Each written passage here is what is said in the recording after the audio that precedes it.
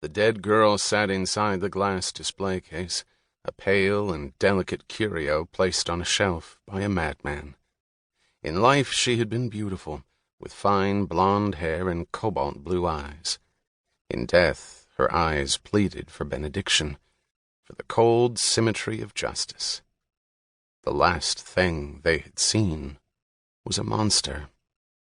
Her tomb was a stifling basement in an abandoned building in the Badlands, a 5-square-mile area of desolate terrain and destroyed lives in North Philadelphia, running approximately from Erie Avenue south to Girard, from Broad Street east to the river. Her name was Caitlin Alice O'Riordan. On the day of her murder, the day her brief story came to a close, she was 17. For Detectives Kevin Byrne and Jessica Balzano of the Philadelphia Police Department's Homicide Unit, Caitlin's story was just beginning.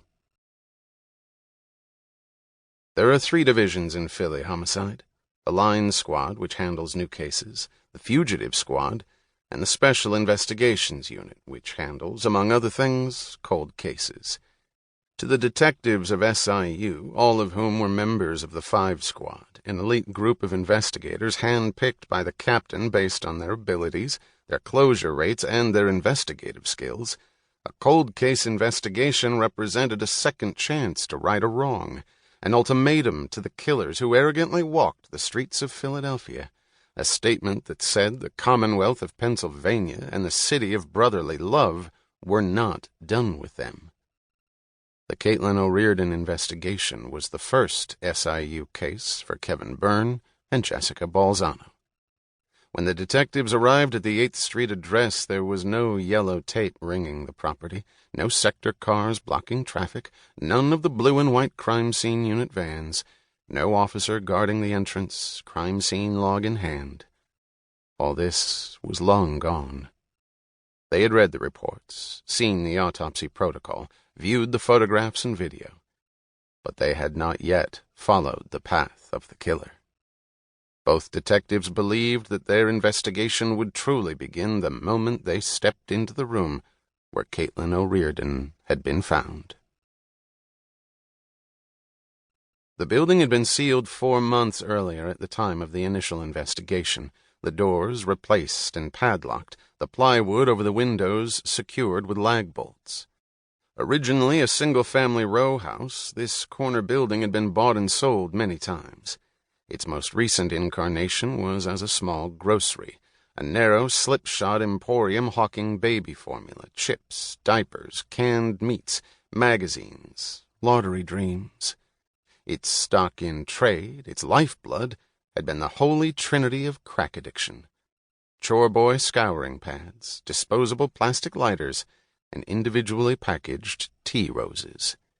The roses came in long, narrow glass tubes which, within a minute or 2 of leaving the store, became straight shooters, a fast and easy way to fire up a rock, the ashes from which were caught by the steel wool of the scouring pad. Every convenience store in the Badlands carried tea roses, which probably made this part of North Philly the most romantic place on earth. Hundreds of times a day, someone bought a flower. The bodega had closed more than 3 years earlier, and no tenant had moved in. The building's facade was still a day-glow green, with a strange sign painted over the front window. Open 24 hours, days 12 to 8 p.m. Jessica unlocked the padlock on the corrugated metal door, rolled it up. They stepped inside and were immediately greeted with the unpleasant odor of mold and mildew, the chalky scent of damp plaster. It was late August, and the temperature outside was 88 degrees. Inside, it had to be nearing 100. The first floor was remarkably clean and tidy, except for a thick layer of dust on everything. Most of the trash had long ago been collected as evidence and removed. To their left was what was once the counter. Behind it, a long row of empty shelves. Above the shelves lingered a few remaining signs: Cool's, Budweiser, Skoll, along with a menu board offering a half-dozen Chinese takeout items. The stairwell down was at the back of the building on the left. As Jessica and Kevin began to descend the steps, they clicked on their maglights.